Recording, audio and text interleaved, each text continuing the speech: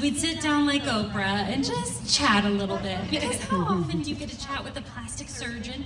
Never. And there's less than 15% of plastic surgeons worldwide who are female, which I learned. So we're like in the presence of greatness here. So I thought I'd just ask her a couple questions. You can get to know her. It'll be a 45-minute chat, and then your giveaways, which are going to be really good. Got some great giveaways. Yes. So, okay, so tell us, like, what's the spectrum of procedures and treatments that you help people with? So Kara and I were talking about this before, that a lot of people maybe don't know everything that a plastic surgeon does. And I do everything from mole removals, scar revisions, injectables in the face, to surgery, like any surgery on the breast, abdominoplasty, face, eyes, all of it. So a pretty big variety, even skin cancer, breast cancer, reconstruction. Something that I've heard you talk about a lot is that beauty has many facets. It's not about what can just be seen on the outside. So I would love to hear, like, your philosophy on beauty. Some of you have heard me probably say before that during my plastic surgery training, there are textbook pages that tell you how a nose should look, how an ear should look, how a face should look. And I always just thought that was the most ridiculous thing, because I've seen 100 beautiful noses here tonight and none of them look like the textbook. So I think that the biggest thing I've learned as a plastic surgeon is to pay attention to what my patients tell me is beautiful to them. And one of the biggest challenges and joys of my job is internalizing that vision and then making it a reality. She's so angelic. Everything she says, I'm like... So you're a mom, Yes. you're a family woman, Yes. and you're a business owner, and you're a doctor. How does that shape how you show up in regards to your clients?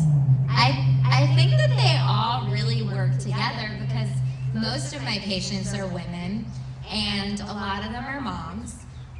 Today I had a patient come in and she was asking me, she just had breast surgery last week, and she said, when can I put my son in his car seat? And I looked and I said, oh, you have the Duna. I don't know if you know what the Duna is, but it's a stroller car seat combo. So I'm like, that's easy for you to put him in the car seat. You can do it now. So there's just a lot more you can understand about your patients as a mother, as a woman. So I think that career, home, they all work together.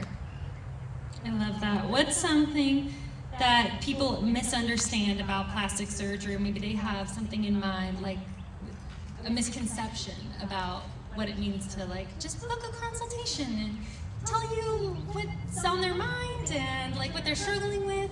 What are some misconceptions that you find women have? I have two big ones. First is that plastic surgery always looks fake. And really, you should never be able to tell if somebody had anything.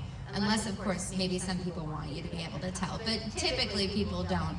So plastic surgery should almost never look fake when done properly. And the other one is that plastic surgery is only for a certain type of person. I really believe that it should be for anybody who thinks too much about a specific part of themselves, whether, oh, my eyelids, I can't put my makeup on, my eyeliner doesn't look the same, I really wish I could get rid of this, then do it. Or, you know, any part of your body. My clothes don't fit properly after I have babies.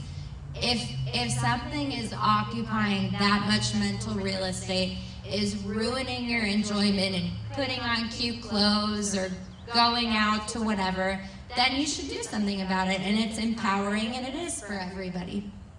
I love that. What's the number one thing you want women to walk away from feeling or thinking after they've interacted with you or your practice or they've had a consult with you? Oh, I love this one. It actually incorporates another misconception. I think a lot of people think going to the doctor is so intimidating, but really, when you leave a consult with me, I want you to, you know that feeling after you have coffee with your best friend and it's like you just had a hug? Like, oh, I got to be so honest, I just feel like a weight is lifted. That's how I want people to feel when they leave my office.